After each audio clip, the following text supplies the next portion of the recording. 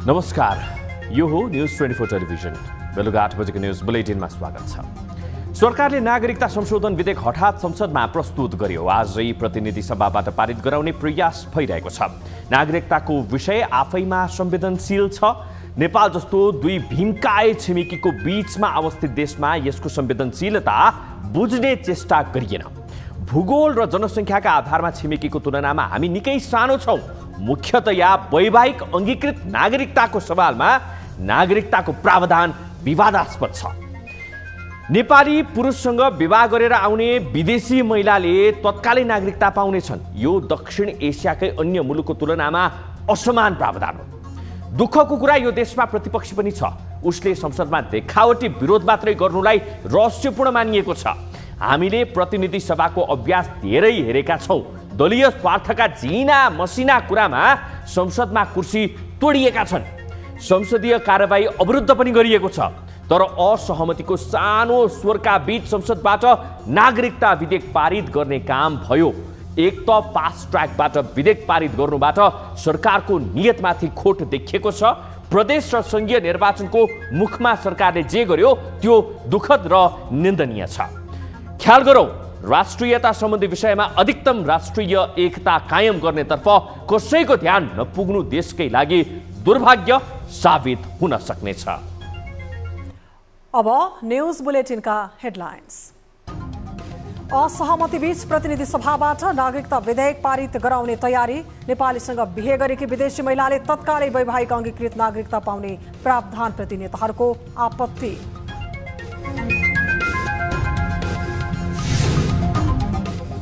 ब्याजदरमा वृद्धि र शेयर कारोबारप्रति उदार हुँदै मौद्रिक नीति। सार्वजनिक उत्पादनमूलक क्षेत्रको लगानीमा केही सहुलियत। 8% को आर्थिक वृद्धि दर हासिल गर्ने र मुद्रास्फीतिलाई 7% भित्र कायम राख्ने।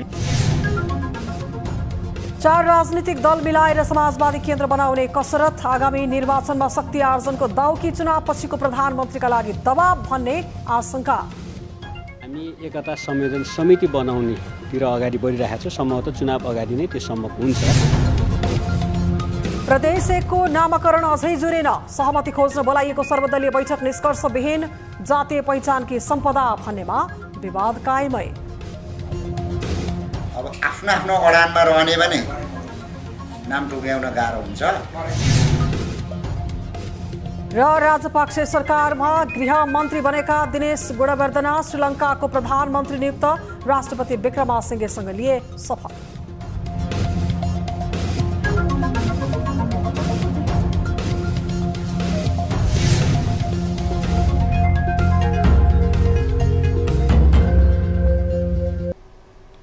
हामी निरन्तर न्यूजमा छौँ। सत्तासीन दलकै कतिपय नेताको विरोध र असहमतिका बीच नागरिकता सम्बन्धी ऐन संशोधन विधेयक प्रतिनिधि सभाबाट पारित गर्ने तयारी भएको छ। विधेयक पारित भएसँगै अब नेपाली पुरुषसँग विवाह गरेर आएका महिलाले नागरिकता प्राप्तिमा सहज हुनेछ। प्रतिनिधि सभाको बैठकमा प्रमुख विपक्षी नेकपा एमाले सहितका सांसदहरूले यही वैवाहिक अङ्गीकृत नागरिकता सम्बन्धी प्रावधानप्रति आपत्ति जनाएका छन्। विदेशी महिलालाई विवाह गरेर नेपालमा आए लगतै नागरिकता दिन नहुने तर्क सांसदहरूले गरेका थिए। त्यस्ता महिलाले नेपालमा स्थायी बसोबास गरेको 7 वर्ष भएपछि नागरिकता दिने भन्ने व्यवस्था भएको विधेयक फिर्ता लिएर सरकारले नयाँ विधेयक ल्याएको थियो।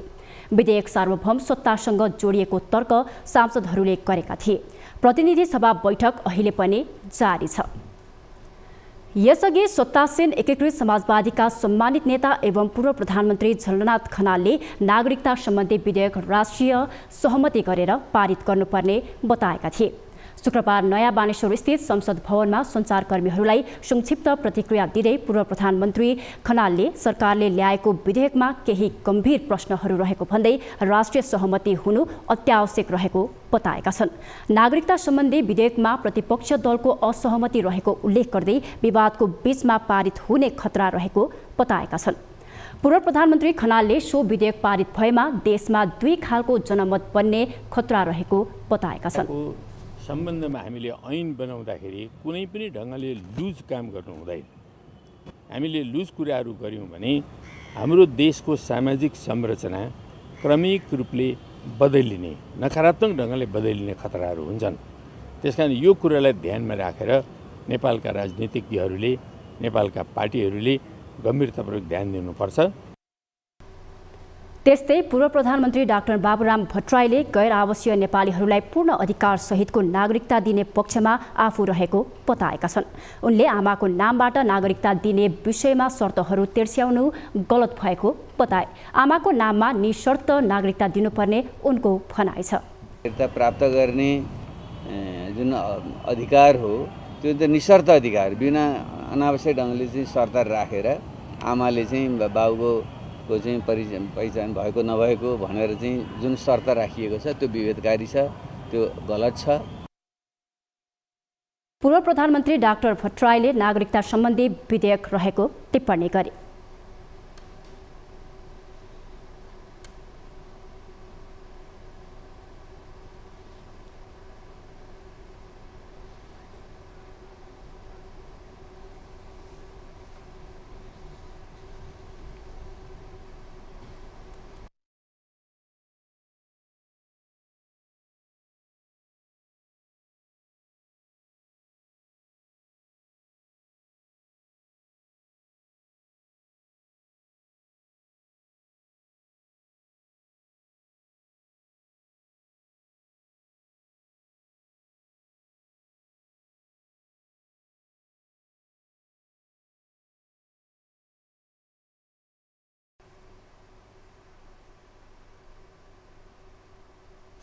हामी निरन्तर न्यूजमा छौं। दर्शकवृन्द, असहमति बीच पनि प्रतिनिधि सभाबाट नागरिकता विधेयक पारित गराउने तयारी गरिएको छ। अब हामी अहिले जारी संसद बैठकतर्फ नै यहाँहरूको ध्यान आकृष्ट गराउन चाहन्छौँ। पक्षमा हुने मान्य सदस्यले हुन्छ भन्नुहोला, यसको विपक्षमा हुने मान्य सदस्यले हुन्न भन्नुहोला।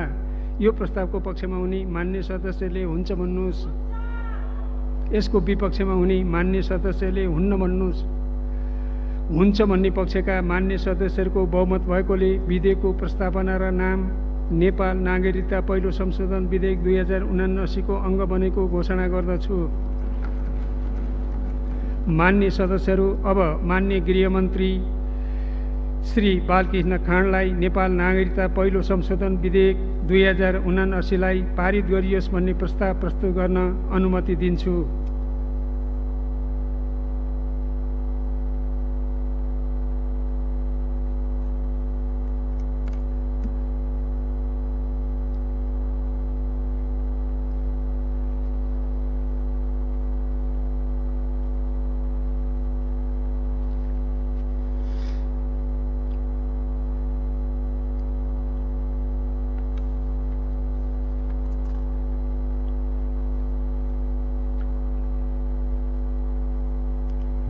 सम्माननीय सभामुख महोदयको अनुमतिले नेपाल नागरिकता पहिलो संशोधन विधेयक 2079 लाई पारित गरियोस् भन्ने प्रस्ताव गर्दछु। धन्यवाद। अब यो प्रस्तावलाई निर्णयार्थ प्रस्तुत गर्दछु। यो प्रस्तावको पक्षमा हुने मान्य सदस्यले हुन्छ भन्नुहोला, यसको विपक्षमा हुने मान्य सदस्यले हुन्न भन्नुहोला। यो प्रस्तावको पक्षमा हुने मान्य सदस्यले हुन्छ भन्नुहोस्, यसको विपक्षमा हुने मान्य सदस्यले हुन्न भन्नुहोस्।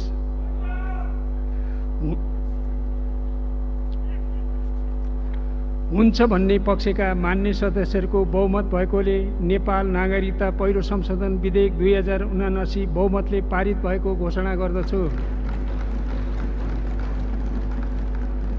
मान्य सदस्यहरू, प्रतिनिधि सभाको अर्को बैठक 2079 साउन 8 गते आइतबार दिनको 1 बजे बस्ने गरी यो बैठक स्थगित हुन्छ। दर्शकवृन्द, प्रतिनिधि सभाबाट नागरिकता विधेयक बहुमतले पारित भएको छ। यो सँगै नेपाली नागरिकता पहिलो संशोधन 2079 बहुमतका साथ पारित भएको सभामुख अग्निप्रसाद सापकोटाले जानकारी गराउनु भएको छ। र अब प्रतिनिधि सभाको अर्को बैठक भने साउन 8 गते आइतबारको लागि तोकिएको छ।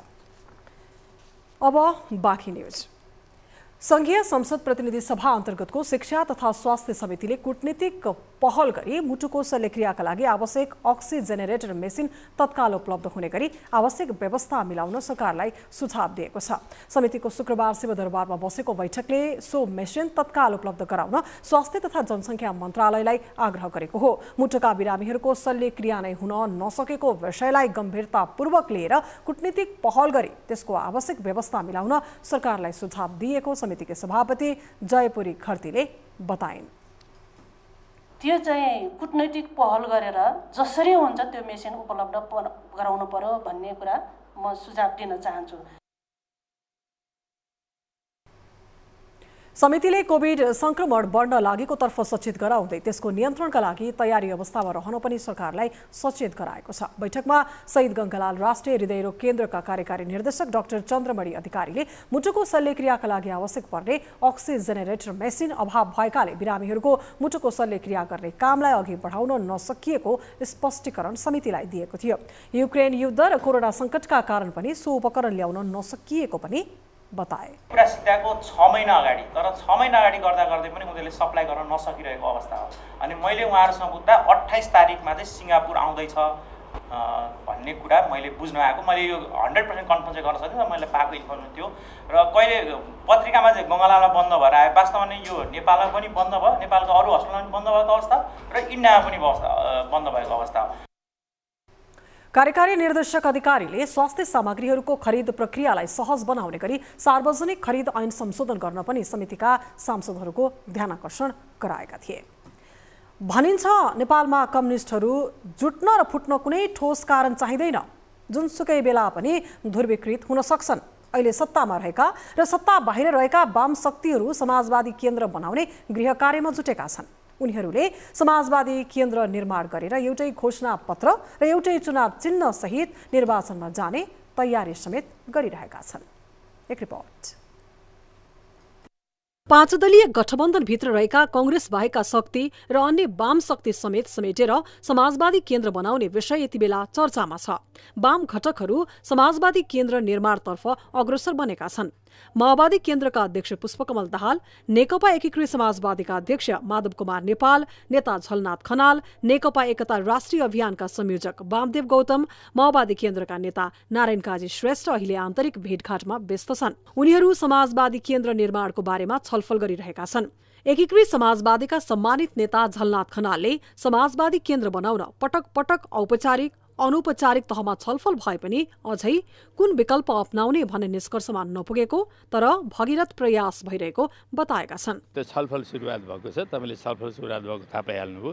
छलफल पछाडि अब यो दोस्रो बैठक हो, तेस्रो बैठक हुन्छ, चौथो बैठक हुन्छ, एउटा प्रोसेस अगाडि बढ्छ। त्यो प्रोसेसबाट बिस्तारै हामी टेक्नुहुन्छ। प्रयत्न त हो एउटै पार्टी बनाउने, प्रयत्न त भगीरथ प्रयत्न हो, भगीरथ। यता डाक्टर बाबुराम भट्टराई र प्रचण्डको भेट पनि बाक्लिएको छ। मंगलबार, बुधबार र बिहिबार दाहाल र भट्टराई बीच भेटवार्ता भएको हो। सहयात्रा टुङ्गिएको लगभग 7 वर्ष पश्चात समाजवादी केन्द्र मार्फत पुनर्मिलनको तयारीमा छन्। यी दुवै नेताहरू बीच पनि समाजवादी केन्द्र बनाएर जाने कुरामा छलफल चलिरहेको छ। छलफलकै क्रममा छ, कुनै होइन धेरैसँग भेटघाट भइरहेको छ, सधैँ भेट हुन्छ। कुरो मान्छेसँग भेटेको ठुलो कुरो। आसन्न 2 तहको निर्वाचन अघि नै समाजवादी केन्द्र निर्माण गरेर अघि बढ्ने रणनीतिमा यी नेताहरू लागेका छन्। एउटै चुनाव चिन्ह र घोषणापत्र लिएर चुनावमा जानेसम्मको छलफल भएको माओवादी केन्द्रका नेता वर्षमान पुन बताउँछन्। यसका निम्ति संयोजन समिति नै गठन गरेर अगाडि बढ्ने गृह कार्य सुरु भइसकेको छ। छलफल चलिरहेछ। त्यसमा अहिलेको निकट भनेको एकीकृत समाजवादी, त्यसपछि बाबुराम भट्टराई र महेन्द्र यादवजीहरूले नेतृत्व गर्नुभएको जनता समाजवादी पार्टीको एउटा हिस्सा लगायत साथीहरूसँग छलफल भइरहेको छ। सम्भवतः हामी एकता संयोजन समिति बनाउनेतिर अगाडि बढिरहेको छ। सम्भवतः चुनाव अगाडि नै त्यो सम्भव हुन्छ। आफ्नो बहुमत र आफ्नै नेतृत्वमा स्थिर सरकार सुनिश्चित गर्ने रणनीति सहित नेपाली कांग्रेस अघि बढेपछि समाजवादी केन्द्र निर्माण गर्नुपर्ने आवश्यकता महसुस गरेका यी दलहरूलाई आफ्ना बाध्यता छन्। समाजवादी केन्द्र देखाएर कांग्रेसलाई दबावमा राखेर बढी भन्दा बढी सीट संख्या खोज्ने रणनीति पनि दलहरूले बनाएका छन्। पछिल्ला दिनका यी गतिविधिले आगामी निर्वाचनमा तालमेल गरी बढी सीट जित्ने र त्यसपछिको सरकारमा पावर शेयरिङ नै मुख्य रणनीति देखिन्छ। न्यूज 24 टेलिभिजनका लागि क्यामेरामा कान्छा डंगोलका साथमा टिभी जर्नलिस्ट प्रकाश बमको रिपोर्ट। नेकपा माओवादी केन्द्रका अध्यक्ष एवं पूर्व प्रधानमन्त्री पुष्पकमल दाहालले आगामी निर्वाचनबाट देशको नेतृत्व नेकपा माओवादी केन्द्रले गर्ने दावी गरेका छन्। शुक्रबार पार्टी केन्द्रीय कार्यालय पेरिस टाडामा भएको पार्टी समायोजन, ध्रुवीकरण तथा पार्टी प्रवेश कार्यक्रममा बोल्दै यस्तो बताएका हुन्। अध्यक्ष दाहालले आगामी संघ र प्रदेशको निर्वाचनमा आउने चुनावमा माओवादीलाई देशको बागडोरको जिम्मा लिनबाट कसैले रोक्न नसक्ने उद्घोष गरे। उनले नेकपा माओवादीमा पुनः एकपटक पुनर्स्थापित हुने दावी गर्दै माओवादी पार्टी पुनः स्थापित हुन नसके संघीय लोकतान्त्रिक गणतन्त्र बलियो हुन नसक्ने दावी गरे। अध्यक्ष दाहालले पार्टीमा पछिल्लो समय प्रवेश गर्ने नेता कार्यकर्ताको संख्या बढिरहेको भन्दै यसले नेकपा माओवादीलाई एकपटक पुनः सरकार सञ्चालनको जिम्मा दिने बेला आइरहेको बताए।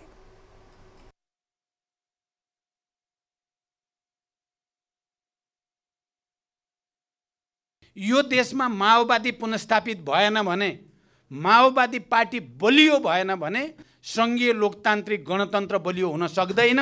सबै उत्पीडित मधेसी, आदिवासी, जनजाति, दलित, महिला, मुस्लिम सबै श्रमजीवी जनताको हक अधिकार पनि स्थापित हुन सक्ने छैन। तपाईहरुको आजको यो प्रवेशले एउटा त्यस्तो सन्देश दिएको छ। अध्यक्ष दाहालले नेकपा माओवादी पार्टीकै जोडबलमा आज संघीय संसदबाट नागरिकताबारे निर्णय हुन लागेको बताए।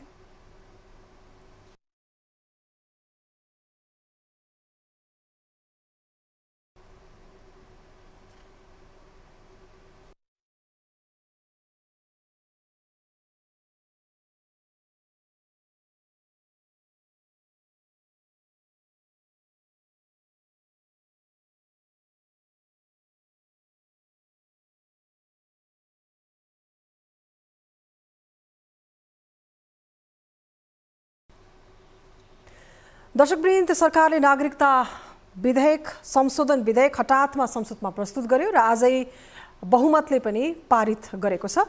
यस विषयमा पक्ष र विपक्षमा थुप्रै बहसहरू पनि भएका थिए। विशेष गरी विधेयक पारित भएसँगै अब नेपाली पुरुषसँग विवाह गरेर आएका महिलाले पनि नागरिकता प्राप्तिमा सहज भएको अवस्था देखिन्छ। लामो समयदेखि नेपाली परिप्रेक्ष्यमा हेर्ने हो भने छोराछोरीले नागरिकता पाउनका लागि बाबुको नामबाट मात्रै नागरिकता दिने विषय थियो। पछि आमाको नामबाट नागरिकता दिने विषयलाई प्राथमिकतामा राख्नुपर्छ भन्ने विषयहरू थप ओझेलमा पर्दै गइरहेको स्थितिमा अहिले भने गरेको यो निर्णयले नेपाली पुरुषसँग विवाह गर्ने अब विदेशी महिलाले पनि नेपाली नागरिकता पाउने बाटो खुलेको स्थिति देखिन्छ। यति बेला हामीसँग यसै विषयमा थप कुराकानी गर्नको लागि नेकपा एमालेका नेता शेरबहादुर तामाङ हामीसँग प्रत्यक्ष टेलिफोन सम्पर्कमा जोडिनु भएको छ। तामाङ सर, यहाँलाई स्वागत छ न्यूज 24 टेलिभिजनमा।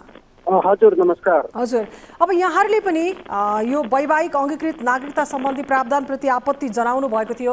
आज संसदमा यहाँहरूको उपस्थिति सम्झन लायक भएन भन्न मिल्छ? हामीले अब संशोधनको क्रममा राख्यौँ। इभन सत्ता पक्षका सदस्यजीहरूले पनि राखेकै हो कि संसदमा यदि स्वतन्त्रपूर्वक मान्य सदस्यहरूले भोटिङ गर्ने स्थिति पार्टीको हित नभएको थियो भने वैवाहिक अंगीकृतको हकमा 7 वर्ष कायम गरेर जाने पुरैको मेजोरिटी थियो। यद्यपि अब सरकारले ल्याइसके पछाडि सत्ता पक्षको मान्यजीहरूले जे सरकारले लिएर आयो त्यसकै पक्षमा मतदान गर्ने स्थिति भएको हुनाले अब हामीले जुन संशोधन राख्यौँ, जुन कुराहरू उठायौँ, त्यो विषय चाहिँ ओझेलमा पर्यो र अहिले पनि तपाईँको चाहिँ समानता भएन। अब संविधानमा जुन समानता कायम गरिएको थियो, समानताको हक र तपाईँको चाहिँ खास गरी महिलाको वंशीय हकलाई चाहिँ संविधानमा उल्लेख गरेका छौँ र त्यो कुरालाई क्रस गरेर अहिलेको विधेयक छ। यद्यपि यो विधेयकले दुईटा कुरालाई राम्रो गरेको छ। हामीले त्यसैले यो विधेयकलाई पारित गर्ने बेलामा, अन्तिममा पारित गर्ने बेलामा नेकपा एमालेको तर्फबाट हामीले हुन्न भनेनौँ, किनभने यो चाहिँ जन्मसिद्ध का सन्तानले नागरिकता, वंशजको आधारमा नागरिकता पाउने कुरा र अनि त्यस पछाडि एनआरएनलाई चाहिँ तपाईँको चाहिँ राजनीतिक अधिकार, राजनीतिक प्रशासनिक अधिकार बाहेक अरू अधिकार दिएर नागरिकता दिने कुरालाई अहिले सम्बोधन भएर आएको हुनाले यो कुरालाई हामीले समर्थन नै गर्यौँ। किनभने यो चाहिँ पहिलादेखि नै हामी सरकारमा हुँदा समेत पनि यो पक्षमा हामीले उठाएर विधेयक लिएर आएर इभन तपाईँको विधेयक संसदमा अगाडि नबढिसके पछाडि हामीले त्यसलाई चाहिँ अध्यादेश मार्फत पनि सम्बोधन गरेका थियौँ र पछि अदालतले अध्यादेश खारेज गरिदिए पछाडि अहिले यो विधेयक आउनु परेको स्थिति थियो। त्यसैले अब खास गरी लैङ्गिक पहिचान र आमाको नामबाट नागरिकता पाउने कुरालाई चाहिँ त्यहाँ केही प्रोभिजोहरू राखेर आमाको खास गरी जुन आमा त जहिले पनि सत्य कुरा हो र तपाईँको चाहिँ बौद्ध विश्वास मात्रै हो। त्यसो भने आमाको पहिचान र आमाबाट नागरिकता पाउने कुरालाई चाहिँ केही प्रोभिजोहरू राखेर अझै पनि तपाईँको चाहिँ आमा भन्ने जुन गरिमा छ यसलाई चाहिँ अझै पनि स्वीकार नगरिरहेको स्थिति बनेको छ। त्यसैले यो भविष्यमा फेरि पनि छलफल होला, फेरि पनि यी कुराहरू संशोधन होला। हजुर, जस्तो तपाईँले भन्नुभयो आमाको नामबाट अझै पनि नागरिकता पाउन सन्तानको लागि स्वीकार्य भएको पूर्ण रूपमा अहिलेको यो संशोधित विधेयकमा पनि देखिँदैन। यस्तोमा जब कोही पनि एउटा विदेशी महिलाले नेपाली पुरुषसँग विवाह गरेको आधारमा नागरिकता पाउने विषयलाई चाहिँ कसरी हामीले सहजै आत्मसात गर्न सक्छौँ? सहजै ढङ्गले अब यो चाहिँ जहाँ पाउने खालको कुरा भयो कि बिहे गर्न साथ उसले चाहिँ नेपाली नागरिकता प्राप्त गर्नको लागि कुनै तपाईँको चाहिँ कारबाही चलाउन साथ तत्काल नागरिकता प्राप्त गर्ने कुरा भयो र तर तपाईँको चाहिँ यो चाहिँ एउटा पितृ सत्तात्मक सोचका साथ आएको विषय हो। तर तपाईँको चाहिँ नेपाली महिला त विवाह गर्ने भने त पुरुषले मात्र गर्दैन नि त, महिलाले पनि बिहे गर्छन्। त्यसैले नेपाली महिलाले कुनै पनि विदेशी नागरिकसँग त्यो कुनै छिमेकी मुलुकको भयो कि अर्को कुनै मुलुकको भयो यो कुनै ठुलो कुरा भएन। तर नेपाली महिलाले आफ्नो परिवार बसाल्न पाउने हक त छ। त्यसैले त्यो कुरालाई तपाईँको चाहिँ बिर्सिदिएर यो चाहिँ नेपाली पुरुषले विदेशमा चाहिँ कतै जन्मिएको कसैलाई नेपाली बुहारी बनाउँछन् रे अथवा तिनले बिहे गर्छन् अरे भन्ने आधारमा त्यस्ताको नागरिकताको सुनिश्चितता चाहिँ अहिले गरेको देखिन्छ। तर तपाईँको चाहिँ नेपाली छोरीले अर्थात् विवाह गर्ने कुनै विदेशी नागरिक छ भने त्यसको बारेमा चाहिँ हामीले बोलेनौँ। यदि सबै कुराहरू प्रष्ट छन् तामाङ सर, यदि सबै कुराहरू प्रष्ट हुँदा हुँदै पनि नेकपा एमाले जसरी प्रतिपक्षको भूमिका निर्वाह गर्नुपर्ने हो त्यो गर्न सकेन भन्ने आरोप यहाँलाई लाग्न सक्छ। किनभने सानो सानो कुरामा यहाँले कुर्सी तोडफोड गर्नुहुन्थ्यो, रोस्टम घेराउ गर्नुहुन्थ्यो। होइन होइन, ठिक छ, तपाईँ आरोप खेप्न पनि तयार छौँ कि संसदभित्रको बनौटमा जहिले पनि सत्ता पक्षको बहुमत भन्ने आधारमा चाहिँ सत्ता पक्ष सरकार गठन गरिएको हुन्छ। त्यसैले सरकारले जस्तो विधेयक लिएर आउँछ त्यो विधेयक पारित हुने नै व्यवस्था हो। त्यसो कारणले प्रतिपक्ष दलले भूमिका खेल्यो कि खेलेन भने जतिसुकै भूमिका खेलेर हामीले रोस्टममा आफ्नो संशोधन प्रस्तावहरू इभन 92वटा संशोधन किन पर्यो, त्यतिका धेरै मान्य सदस्यहरूले संशोधन किन हाले भन्दाखेरि तपाईँको चाहिँ त्यसमा केही संशोधन गर्न आवश्यकै छ, संशोधन गर्नुपर्छ भनेरै हाले हौ नि हामीले। र हाम्रा दृष्टिकोणहरू त पार्लियामेन्टमा हामीले दर्ज गराएका छौँ। यद्यपि त्यो पारित हुँदैन थाहा छ हामीलाई, किनभने पार्लियामेन्टको कम्पोजिसन चाहिँ जहिले पनि सत्तापक्षको बहुमत र सत्तापक्षको चाहिँ व्हिप के हुन्छ भन्दाखेरि आफूले लिएर आएको विधेयक चाहिँ पारित गर्नै पर्ने हुन्छ र त्यहाँभित्र सत्तापक्षको मान्यज्यूहरू चाहिँ त्यसको एगेन्स्ट नै भए पनि उहाँलाई त्यो दृष्टिकोण मन नपरे पनि तर त्यसकै पक्षमा सत्तापक्षको पक्षमा उभिनु पर्ने बाध्यकारी स्थिति संसदमै यसै गरी चल्छ। तर यद्यपि हामीले हाम्रा कुराहरू खास गरी त्यो संशोधनका विषयहरू र अङ्गीकृत नागरिकताका विषयहरू र नेपालका चाहिँ अब नेपालमा आमाको नामबाट सहज तरिकाले नागरिकता प्राप्त गर्ने, आमाको पहिचानबाट प्राप्त गर्ने कुराहरूलाई अझै थप चाहिँ संशोधन गर्न आवश्यक छ भनेर हाम्रो दृष्टिकोणहरू त्यो सबै राखेका छौँ। यद्यपि भविष्यका दिनहरूमा यी सबै कुराहरूलाई अझै संशोधन गरेर अझै आरोप स्वीकार्न तयार छु भन्दै गर्दाखेरि यहाँहरूको मौन समर्थन थियो तर विरोधको लागि मात्रै विरोध गर्यो भन्ने किसिमको अर्थबाजी के गर्नु? हामीले चाहिँ खास गरी मौन समर्थन भन्नाले पनि यो दुईटा विषय, खास गरी यो तपाईँको चाहिँ जन्मसिद्धका सन्तानले नागरिकता प्राप्त गर्ने कुरा र एनआरएनलाई नागरिकता व्यवस्थित गर्ने, उनीहरूलाई चाहिँ राजनीतिक प्रशासनिक अधिकार बाहेकको अरू चाहिँ आर्थिक सामाजिक सांस्कृतिक अधिकारहरू दिएर एउटा नागरिकता दिने खालको कुरा जुन चाहिँ संविधानमै उल्लेख भएको छ यसलाई कानुनमा व्यवस्थित गर्नुपर्नको कारणले आएका यस्ता कुरालाई त हामीले यसलाई नकार्न सकिँदैन। यसलाई हामीले सम्बोधन गर्नै पर्थ्यो, हामीले पनि हिजो सम्बोधन गर्न खोजेकै थियौँ र बेला बेलामा सम्बोधन गरिएको पनि हो। तर योसँग जोडिएर जुन ढङ्गले तपाईँको चाहिँ आमाको पहिचानलाई चाहिँ जुन ढङ्गले चाहिँ एउटा जो अहिले सम्बोधन नगर्ने गरी र एक हिसाबले प्रचलित कानुनहरूमा पनि आमा भन्ने जुन चाहिँ गरिमा छ यो गरिमालाई चाहिँ सम्बोधन नगर्ने र यसलाई चाहिँ कहीँ कतै प्रश्न उठ्ने खालको चाहिँ विषयहरू बनाएको हुनाले हामीले यस्ता कुराहरूमा तामाङ सर, यहाँलाई यो समय साथ र अभिव्यक्तिको लागि धेरै धेरै धन्यवाद। हजुर, धन्यवाद। यति बेला हामीसँग नेकपा एमालेका नेता शेरबहादुर तामाङ जोडिनु भएको थियो।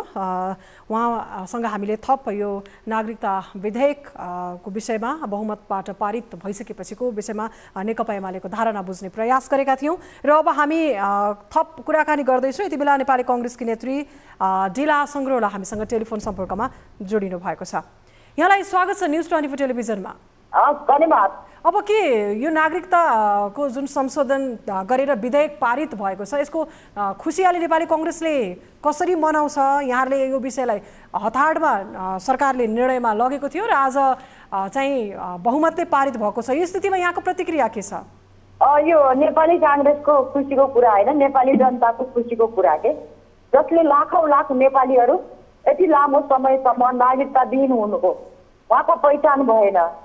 आज उहाँहरूले चाहिँ जन्मसिद्धका नागरिकका सन्तानले आज वंशजका नागरिक पाउने भएका छन्। यो सबभन्दा पहिला नेपाली जनताको खुसीको दिन हो भन्ने कुरा लिएका छौँ। दोस्रो कुरा हामीले उठाउँदै आएको कुरा के थियो भने पछाडि आमा वा बुवा, आमाको नामबाट नागरिकता भनेको थियो। यसलाई पनि आजको संशोधनलाई स्वीकार गरेर आमा वा बुवा, आमाको नामबाट नागरिकता प्रदान भएको छ।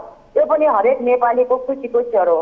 अर्को कुरा, एकपटकको नेपाली सधैँको नेपाली भनेर गैर आवासीय नेपालीलाई नागरिकता दिने भनेर राजनीतिक पहिचान बाहेक आर्थिक, सामाजिक, सांस्कृतिक पहिचान सहितको नागरिकता यसले प्रदान गरेको छ। यो पनि आज खुसीको छ। त्यसकारणले सम्पूर्ण नेपालीले जुन आमाको नामबाट छोराछोरीलाई नागरिकता दिने विषयको पूर्ण रूपमा सम्बोधन भएको छ भनेर हामी ढुक्क हुन सक्छौँ र? आज यो त्यो पूर्ण रूपमा सम्बोधन नभएर संशोधन प्रस्ताव आएको थियो। त्यो संशोधन प्रस्तावलाई स्वीकार गरेर आज गृहमन्त्रीज्यूले आमा वा बुवा भनेर आमाको नामबाट नागरिकता दिनेलाई स्वीकार गर्नु भएको संशोधन प्रस्ताव। हजुर, यहाँले धेरै आम नेपालीले देशको नागरिक भएर पनि नागरिकता नपाएको भनेर पनि अभिव्यक्ति भर्खरै मात्र पनि दिनुभएको छ। यसलाई कसरी, कुन कुरालाई चाहिँ सङ्केत गर्न खोज्नु भएको हो? यो कुरालाई सङ्केत के हामीले गर्यो भने यो 64 अघि होइन, जन्मसिद्ध नागरिकका सन्तानले अहिलेसम्म नागरिकता पाएको छैनन् के। त्यसैले यो विधेयकमा 2072 असोज 3 अघिका नेपाली आमा, नेपाली बुवाबाट जन्मेका सन्तानले वंशजको नागरिकता पाउने भनेर सुनिश्चित गर्दा लाखौं लाखौं नागरिकताविहीन नेपालीले आज नागरिकता पाएका छन्। हजुर, हस्, धन्यवाद यहाँलाई जानकारीको लागि। हस्, धन्यवाद। यति बेला हामीसँग नेपाली कांग्रेसकी नेत्री डिला सङ्ग्रौला हुनुहुन्थ्यो। आजको जसरी नागरिकता विधेयक बहुमतले पारित भएको छ यो आफैमा एउटा उपलब्धि भएको भन्ने उहाँको अभिव्यक्ति रहेको थियो। अब हामी जसपाको के छ यो नागरिकता विधेयक बहुमतले पारित हुँदै गर्दा भन्ने विषयमा जान्ने प्रयास गर्दैछौँ। जसपाका अध्यक्ष उपेन्द्र यादव हामीसँग यति बेला जोडिनु भएको छ। सर, यहाँलाई स्वागत छ न्युज 24 टेलिभिजनमा। धेरै धेरै धन्यवाद। हजुर, अब आज संसदले संशोधित नागरिकता विधेयक बहुमतले पारित गरेको छ। जसपाको सबैभन्दा पहिला प्रतिक्रिया के छ? होइन, यो चाहिँ के छ भन्दाखेरि धेरै अगाडि नै संविधान बन्ने बित्तिकै यो नागरिकता सम्बन्धित ऐन संशोधन गर्नुपर्थ्यो, धेरै ढिलो भयो र यो विधेयक पारित हुँदाखेरि धेरै नेपाली नागरिकका सन्तानहरूले नागरिकता पाउने बाटो खुलेको छ। हजुर, अर्को मुख्य मुद्दा यहाँहरूले मधेसका मुद्दाहरू उठाउँदै गर्दा भारतसँगको भनौँ एउटा रोटी बेटीको सम्बन्ध भनेर जसरी हामीले बुझ्छौँ त्यो सम्बन्धलाई सुधार गर्नको लागि पनि यो नागरिकता विधेयक संशोधन भएर पारित हुनुपर्छ भनेर पटक पटक जोड दिइरहनु भएको स्थिति थियो। अहिलेको यो जसरी निर्णय आएको छ, संसदले पारित गरेको छ, यो पूर्ण रूपमा सन्तुष्ट हुने अवस्था हो या अझै पनि केही कुराहरू बाँकी छन् अध्यक्षज्यू? अब यसले पूर्ण त नभनौँ तर यसले धेरै हदसम्म समस्यालाई समाधान गर्छ। हजुर, यहाँले जुन भन्नुभयो रोटी बेटीको सम्बन्ध, त्यो सम्बन्ध त नागरिकता भन्ने कुरा, कानुन भन्ने कुरा नहुँदाखेरि पनि नेपालमा थियो र भोलि पनि रहिरहन्छ। अप्ठ्यारो र सजिलो पर्ने मात्रै कुरा हो। हजुर, अब एउटा नेपाली पुरुषसँग विदेशी महिलाले विवाह गरेको अवस्थामा तुरुन्तै नागरिकता पाउन सक्ने भनेर यो जुन प्रावधान उल्लेख भएको छ, यसले गर्दा के भोलिपल्टै ती महिलाले नागरिकता पाउनु कति अनिवार्य? त्यो विषयमा त कुनै नै छैन, संशोधन या त्यस विषयमा त आएको होइन नि। हजुर, विधेयकै छैन। त्यो त के भने जसरी पहिलादेखि चल्दै आएको छ त्यही निरन्तर रहन्छ, अर्को कानुनी व्यवस्था नहुन्जेलसम्म।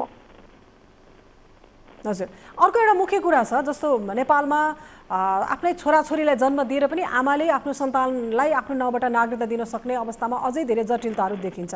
अहिलेको यो संशोधित विधेयकबाट पूर्ण रूपमा अब आमाको नाउँबाट छोराछोरी नागरिकता पाउन सक्छन् अध्यक्षज्यू? त्यो पूर्ण प्रत्याभूत भएको छ? पाउन सक्छन् र त्यो प्रावधान छ र यो संविधानमा पनि त्रुटि छ। हजुर, आमा र बुवा गरिदिएको छ, त्यो संविधानको विरुद्ध कानुन बन्दैन। त्यस कारणले कतिपय संविधानलाई म्याच हुने गरी लेखिएका भाषाहरू छन्। आमा वा बुवा संविधानमा भइदिएको भए यो समस्या हुने थियो। अब अन्त्यमा अध्यक्षज्यू, यो एउटा नेपाली आम जनताको लागि नागरिकताको विषय भनेको पहिचानको विषय भयो, राष्ट्रियताको विषय भयो, एउटा सुखद सुरुवात अथवा सुखद निर्णय र सन्तुष्ट हुने अवस्था नेपालीको जित भन्न मिल्छ कि मिल्दैन होला? होइन, निश्चित रूपमा मिल्छ। लाखौँ नेपाली नागरिकका सन्तानहरू नेपाली नागरिक भएर पनि नागरिकताबाट वञ्चित थिए। उनीहरूको जीवन कष्टकर भएको थियो अनि कुनै अध्ययनदेखि लिएर कारोबारसम्म गर्न पाएका थिएनन्। अब ती अवरोधहरू हट्नेछन्। यो वास्तवमा भन्ने हो भने त यो एउटा खुसीकै विषय हो नेपाली नागरिकका लागि। हजुर, हस्, धन्यवाद यहाँलाई। हस्, धन्यवाद। यति बेला हामीसँग जनता समाजवादीका अध्यक्ष उपेन्द्र यादव जोडिनु भएको थियो। जसपाले पनि यो नागरिकताको संशोधित जुन विधेयक छ त्यो बहुमतले पारित हुनु एउटा सुखद परिणाम आएको भन्ने अभिव्यक्ति दिएको छ। न्युजहरू अझै बाँकी छन्, अब पालो ब्रेकको।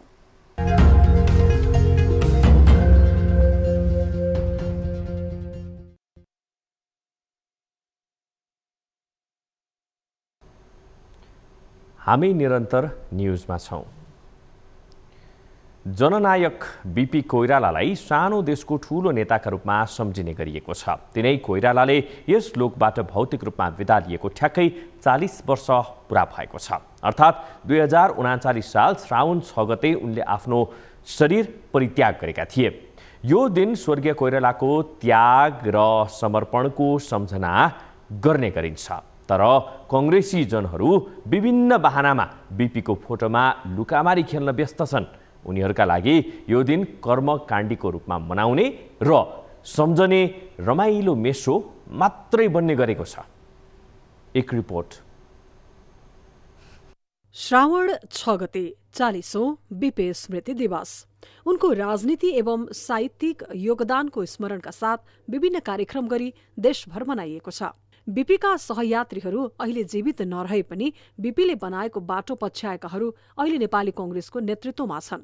नेपाली राजनीति र यसको विकास तथा विश्व राजनीतिमा बीपीको स्थानलाई अहिले पनि महत्त्वका साथ हेरिन्छ। सशस्त्र क्रान्तिबाट प्रजातन्त्र पुनर्स्थापना र प्रजातन्त्रकै संरक्षण अनि सम्वर्धनमा बीपीको योगदान अतुलनीय रहेको राजनैतिक विश्लेषकहरूको टिप्पणी छ। त उहाँले के गर्नु भने 12 सालमा फेरि सुवर्ण शमशेरलाई उहाँले सभापति बनाउनु भयो र त्यो चाहिँ कांग्रेसको अधिवेशनबाट उहाँले के पास गर्नुभयो भने समाजवाद पास गर्नु। सुवर्ण शमशेरको नेतृत्वमा चुनाव हुँदाखेरि कांग्रेसले ठिक बाटो ठिक किसिमले ऊर्जा प्राप्त गर्दैन भनेर विराटनगरमा विशेष अधिवेशन गरेर फेरि त्यो विशेष अधिवेशनले बीपी कोइरालालाई कांग्रेसको सभापतिमा। वरिष्ठ पत्रकार किशोर नेपाल बीपीले त्यसबेला भनेको समाजवादबारे पुनः परिभाषित गर्दै अगाडि बढ्नुपर्ने आवश्यकता देख्छन्। बीपी कोइराला जडतामा विश्वास नगर्ने व्यक्ति भएकाले समाजवादमा कसरी पुग्न सकिन्छ भन्ने बारे तत्समाजको विश्व परिवेश हेर्न सकिने उनको बुझाइ छ। बीपीको जस्तो पार्टीको कार्यभार अन्य कांग्रेस सभापतिहरूले बोक्न नसकेको टिप्पणी नेपालको छ। स्पष्ट रूपमा भन्दाखेरि बीपी कोइराला जतिखेर सभापति हुनुभयो त्यो बेलामै नेपाली कांग्रेस अलिकति अग्रगामी भयो। यसका धेरै दस्तावेजहरू पनि बने। नेपाली राजनीतिमा मात्र होइन, कोइरालाले नेपाली साहित्यको क्षेत्रमा पनि महत्त्वपूर्ण योगदान पुर्याएका छन्। नेपाली साहित्यमा मनोवैज्ञानिक यथार्थवादी धाराका प्रवर्तक कोइरालाका 1.5 दर्जन कृति प्रकाशित छन्। बीपीलाई देवत्वकरण गर्ने भन्दा पनि उनको विचारलाई बुझ्न जरुरी छ। आजको आवश्यकता असमानता, विभेद, विचारहीनता र जड सूत्रवाद विरुद्ध लड्नु हो। तर जसरी कांग्रेस बीपीको फोटोमा मात्रै अल्मलिएको छ, यसले कांग्रेसको अस्तित्व नै संकटमा पार्दै लगेको छ। बैंक ब्याजदर वृद्धि, कर्जा प्रवाहमा कडाई र शेयर कारोबारप्रति लचिलो प्रावधानसहितको मौद्रिक नीति आएको छ। केन्द्रीय बैंक नेपाल राष्ट्र बैंकले शुक्रबार मौद्रिक नीति सार्वजनिक गरेको हो। गभर्नर महाप्रसाद अधिकारीले एक समारोहका बीच सार्वजनिक गरेको नीतिले बैंक निक्षेप अनुपातको नगद मौजदातको सीमा पनि बढाएको छ। एक रिपोर्ट।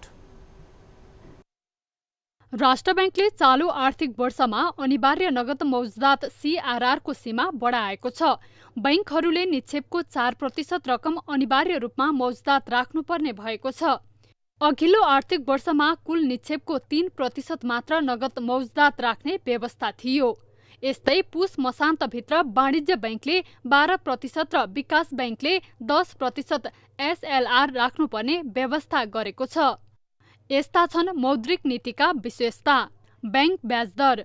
केन्द्रीय बैंकहरूले लिने ब्याजदर 1.5%ले बढेको छ। 2078-79 7%, 2079-80 8.5%। कर्जा विस्तारमा संकुचन। अघिल्लो आर्थिक वर्षभन्दा यो वर्ष कर्जा विस्तारमा कडाई गरिएको छ। कर्जा विस्तारको लक्ष्य अघिल्लो आर्थिक वर्ष 19%, चालू आर्थिक वर्ष 12.6%। मौद्रिक नीतिले मूल्यवृद्धि 7%मा सीमित राख्ने प्रक्षेपण गरेको छ। नेपाल सरकारको बजेट वक्तव्य 2079-80ले 8% को आर्थिक वृद्धि दर हासिल गर्ने र मुद्रास्फीतिलाई 7% भित्र कायम राख्ने लक्ष्य लिएको छ। नेपाल राष्ट्र बैंकले कर्जा विस्तारमा गरेको कडाई आयातलाई नियन्त्रणमा राख्ने प्रयासको रूपमा चित्रण गरेको छ। बढ्दो आयातले व्यापार घाटासँगै शोधनान्तर स्थिति र विदेशी विनिमय सञ्चितमा बढ्दो दबावलाई सन्तुलनमा राख्ने प्रयास गरेको राष्ट्र बैंकले जनाएको छ। राष्ट्र बैंकले न्यूनतम 7 महिनाको वस्तु तथा सेवाको आयात धान्न पुग्ने गरी विदेशी मुद्राको व्यवस्थापन गर्दै आर्थिक उत्पादनमा केन्द्रित हुने जनाएको छ। विदेशी विनिमय सञ्चितले वस्तु तथा सेवाको आयात धान्ने क्षमता र मुद्रास्फीतिलाई नीतिगत दर निर्धारण गर्ने प्रमुख आधारको रूपमा लिइनेछ। वार्षिक लक्षित मुद्रास्फीति भन्दा कम नहुने गरी नीतिगत दर निर्धारण गरिनेछ। शेयर कारोबारमा क्षति पुगेकाहरूलाई भने मौद्रिक नीतिमा केही राहत पुग्न सक्ने सम्भावना देखिएको छ। शेयर धितो कर्जाको सीमालाई 3 गुणा वृद्धि गरेपछि नेप्सेमा सकारात्मक प्रभाव पर्न सक्ने विश्लेषण गरिएको छ। शेयर कर्जा सीमा अघिल्लो आर्थिक वर्ष 4 करोड, चालू आर्थिक वर्ष 12 करोड। यसैगरी कोभिड-19 को बेलाको सहुलियत कर्जालाई पुनरावलोकन गरी अति प्रभावित क्षेत्रलाई निरन्तरता दिने नीति लिएको छ। मौद्रिक नीतिले उत्पादनशील उद्योग र व्यापार क्षेत्रका लागि फरक फरक ब्याजदर कायम गर्ने जनाएको छ, तर ब्याजदरबारे स्पष्ट खुलाइएको छैन। गभर्नर अधिकारीले ठूला ऋणीको कर्जा अनुगमनलाई प्रभावकारी बनाउने बताएका छन्। यसका लागि लार्ज एक्सपोजर फ्रेमवर्क तयार गरिने उनले बताएका छन्। नीतिले बैंक तथा वित्तीय संस्थाबाट अधिकतम 5 करोड रुपैयाँसम्म कर्जा उपयोग गरेका उद्यमी व्यवसायीलाई सहुलियत दिएको छ। प्रतीत पत्र खोल्दा नगद मार्जिन राख्नुपर्ने व्यवस्थालाई क्रमिक रूपमा पुनरावलोकन गर्दै लैजाने भएको छ। यस्ता छन् मौद्रिक नीतिका अन्य बुदाहरू। डिजिटल साक्षरता वृद्धि, वित्तीय दायरा वृद्धिमा जोड, साना कर्जा लिने उद्यमी तथा व्यवसायीलाई सहुलियत, वित्तीय संस्थाहरूको मर्जरलाई प्रोत्साहन, उत्पादनमूलक क्षेत्रमा 2 करोडसम्म लगानी गर्दा आधार ब्याजदर भन्दा 2% मात्र थप। न्युज 24 टेलिभिजनका लागि क्यामेरामा अशोक मानन्धरका साथमा टिभी जर्नलिस्ट सृष्टि पराजुली, काठमाडौँ। हामी निरन्तर न्युजमा छौं। प्रदेश नामाकरणका लागि प्रदर्शन हुन थालेपछि प्रदेश 1 सचिवालयले सर्वदलीय बैठक बोलाएर आज छलफल थालेको छ।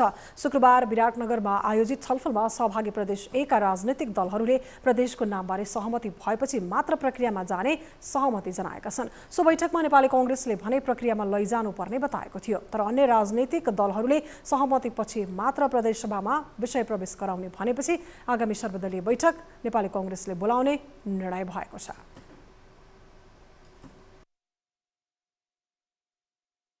जबसम्म नाममा सहमति हुँदैन त्यसपछि प्रक्रियामा जानै नजाने भन्ने विषयमा कुरा टुङ्गिएन। कांग्रेसले चाहिँ प्रक्रियामा जाउँ भन्ने कुरा राखे। मैले चाहिने आफ्नो दलको तर्फबाट प्रक्रियामा जाउँ, प्रक्रियामा गएपछि नजिक नजिक हुन्छ, छलफल पनि दलगत रूपमा अगाडि बढ्दै जान्छ, त्यसपछि एउटा टुङ्गोमा पुगिन्छ। सहभागीहरूले नाम तुरन्त टुङ्गो नलागे पनि आफ्ना दलसँग छलफल गरेर अघि बढ्ने बताएका छन्। नेकपा एमाले चालु अधिवेशनबाट कुनै पनि शर्तमा नाम टुङ्ग्याउनु पर्छ भन्ने कुरामा दृढ छ। त्यसै अनुसार आजको बैठकमा पनि हामीले आफ्नो अभिमत जाहेर गरेका छौँ र नाम टुङ्ग्याउनु पर्छ भन्ने कुरामा लगभग अरू दलहरूको समेत सहमति देखिएको छ। अब सबै दलहरूले चाहिँ अब आफ्नो आफ्नो दलहरूसँग विज्ञहरूसँग अब इतिहासविदहरूसँग सोधौँ के नाम राख्दा उपयुक्त हुन्छ भनेर एउटा छलफल गर्यौँ। प्रदेशका मुख्यमन्त्री राजेन्द्र कुमार राईले चालु अधिवेशनमा नै प्रदेशको नामाकरण गर्ने गरी छलफललाई घनीभूत बनाउने निर्णय भएको बताए। उनले आफ्नै अडानमा रहने हो भने नाम टुङ्ग्याउन गाह्रो हुने भएकोले सबै दलले लचकता अपनाउनु पर्ने पनि बताएका छन्। प्रक्रियामा जानुभन्दा अगाडि अब चाहिँ बाक्लै छलफल गरेर एक खालको सहमति खोजौँ भन्ने कुरा पनि दोस्रो कुरा छ। त्यसपछि अब आफ्नो आफ्नो अडानमा रहने भने नाम टुङ्ग्याउन गाह्रो हुन्छ। आफ्नो ठाउँबाट अलिक लचकता देखाएर बैठकलाई चाहिँ अगाडि बढाउनुपर्छ। प्रदेशसभामा सर्वदलीय बैठक चलिरहेका बेला किरात राई यायुक्काले भने प्रदेशसभा भवन बाहिर प्रदर्शन गरेको थियो। प्रदेशसभाको स्थगित बैठक आइतबारबाट सुरु हुनेछ। अब बिजनेस न्यूज।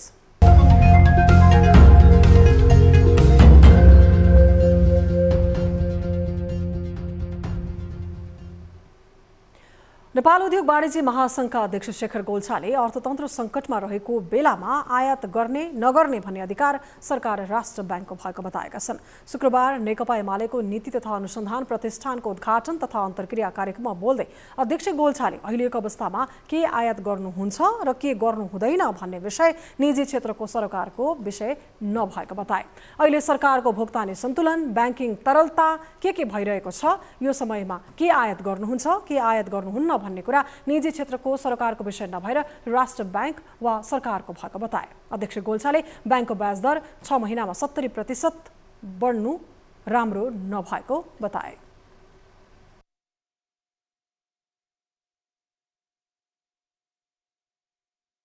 महिनामा जब इन्ट्रेस्ट रेट 60 देखि 70% जति बढ्छ भनेपछि त्यसको अर्थतन्त्र कस्तो अवस्थामा रहेको छ भनेर सोझै देखिन्छ। अन्य देशहरूमा जब इन्ट्रेस्ट रेट 1 या 2%ले बढ्दाखेरि पनि त्यहाँ एउटा ठुलो अर्थतन्त्रमा हलचल मचिन्छ। तर हामी कहाँ 60% इन्ट्रेस्ट रेट बढेको छ। यसले हाम्रो अर्थतन्त्र कति भल्नरेबल छ भनेर पनि देखाएको छ। अध्यक्ष गोल्छाले पछिल्लो 1 वर्षदेखि ब्याङ्क तथा वित्तीय प्रणालीमा देखिएको तरलता अभावका कारण कर्जा नपाउँदा निजी क्षेत्र निराश भएको बताए। निर्माण उद्योगमा मात्रै 40% वस्तुको मागमा कमी आएको दावी गरे। अध्यक्ष गोल्छाले मुलुकको अर्थतन्त्रलाई चलायमान बनाउन नसके आउने आर्थिक वर्ष पनि राजस्वमा ठूलो ह्रास आउने दावी गर्दै साधारण खर्च पनि धान्न गाह्रो हुने तर्क गरे। अर्थतन्त्रलाई चलायमान बनाउन नसकेको खण्डमा साधारण खर्च धान्न पनि कर्जा लिनुपर्ने अवस्था आउन सक्ने चेतावनी उनले दिएका छन्। न्युजहरू अझै बाँकी छन्, अब पालो ब्रेकको।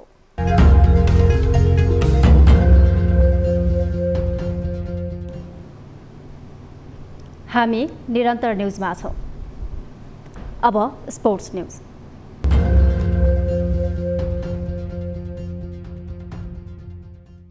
साफ अन्डर 20 पुरुष फुटबल च्याम्पियनसिपमा सहभागी जनाउने नेपाली युवा टोलीलाई शुक्रबार बिदाई गरिएको छ। भारतको भुवनेश्वरमा हुने साफ अन्डर 20 टोलीलाई एन्फाले बिदाई गरेको हो। टोलीलाई राष्ट्रिय खेलकुद परिषदका सदस्य सचिव टङ्कलाल घिसिङ, एन्फा अध्यक्ष पंकज विक्रम नेमवाङ सहित केही एन्फा पदाधिकारीले बिदाई गरेका हुन्। एक साता हुने प्रतियोगितामा सहभागी हुन नेपाली टोली आज भारत प्रस्थान गरेको हो। च्याम्पियनसिपमा आयोजक भारत, नेपाल, मालदिव, श्रीलङ्का र बंगलादेशले सहभागिता जनाउँदैछन्।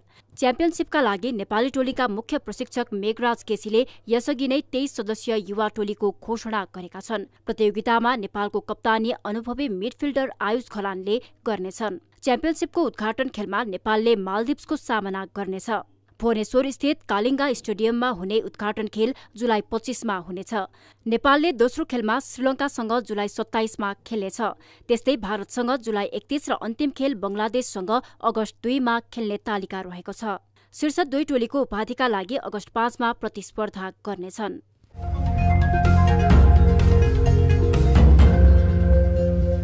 अन्त्यमा पुनः हेडलाइन्स। विवादका बीच नागरिकता विधेयक प्रतिनिधि सभाबाट पारित। अब नेपालीसँग विवाह गरेर नेपालमा स्थायी बसोबास गर्ने महिलाले तत्कालै नागरिकता पाउने।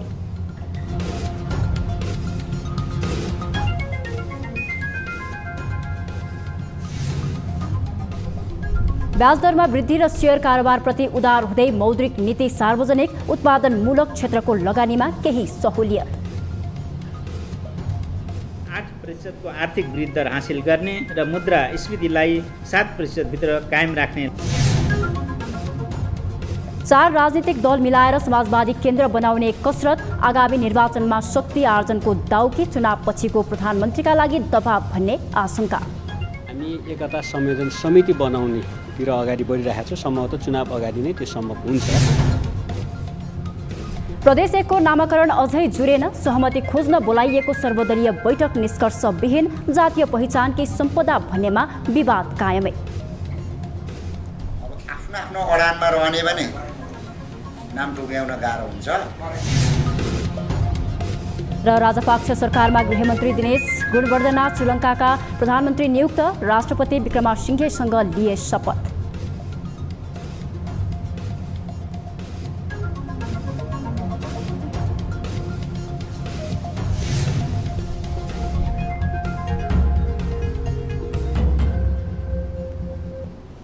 बेलुका 8 बजेको न्युज बुलेटिन अहिलेलाई यति नै। जाँदा जाँदै ताली र गालीका लागि हामीले सोधेको प्रश्न। डाक्टर बाबुराम भट्टराई जनता समाजवादीबाट पनि अलग हुने मोडमा पुगेका छन्।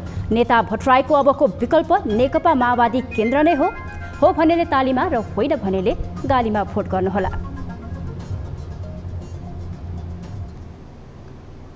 थप न्युजका लागि हाम्रो वेबसाइट www.news24nepal.com हेर्नुहोला। साथै हामीलाई फेसबुक, ट्विटर र युट्युबमा पनि फलो गर्न सक्नुहुनेछ। यस्तै मोबाइल, भाइबर र इमेलबाट 25 डेस्कमा समस्या र गुनासो गर्न सक्नुहुनेछ। अहिलेलाई बिदा दिनुहोस्। हामी निरन्तर न्युजमा छौँ। नमस्ते।